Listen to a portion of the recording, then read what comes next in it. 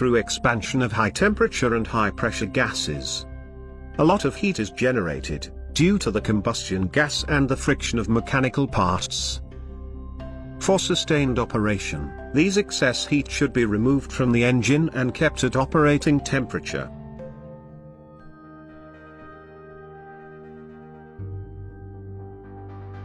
Now let's see the parts involved in cooling the engine. The main parts for cooling the engine are water pump, radiator, thermostat, coolant temperature sensor, and coolant. First, the water pump. Water pump is the heart of the cooling system, which pumps the coolant. It consists of an impeller, a pulley flange, and an O-ring. The impeller is driven by the engine drive belt through a pulley. Next, the radiator. The radiator is a heat exchanger used to transfer the excess heat developed by engine to the atmosphere. The radiator is having an inlet port, outlet port, a drain plug, and a radiator pressure cap. The radiator pressure cap plays a vital role in the cooling system, which will be explained later. Next, the thermostat. The thermostat is a valve which regulates the flow of the coolant and helps to maintain the proper operating temperature for the engine. The thermostat consists of a frame, charge cylinder, main valve, main spring, bypass valve, and secondary spring.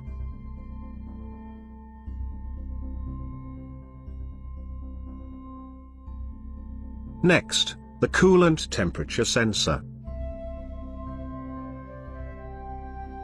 The coolant temperature sensor is used to monitor the engine temperature.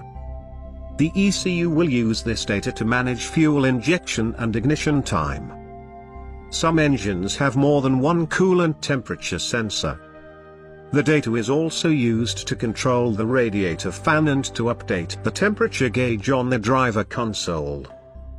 The coolant temperature sensor consists of a sensing probe and an electrical connector.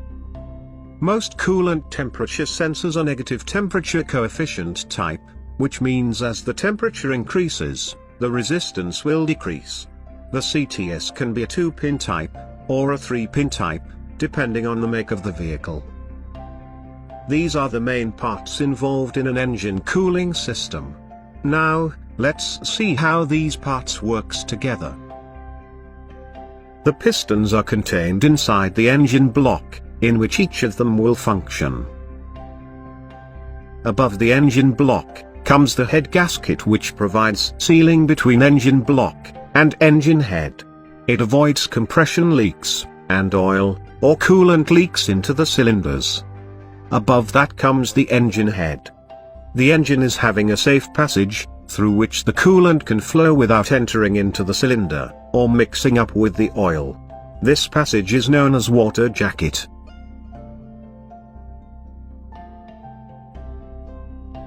Let's put the parts one by one and see how it works.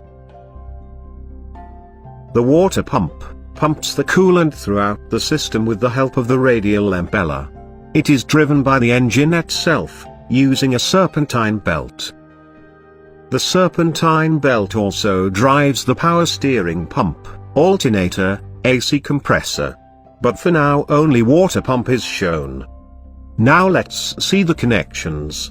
The thermostat bypass hose. The thermostat housing. Inside the thermostat. The radiator, and the radiator fan. The lower radiator hose.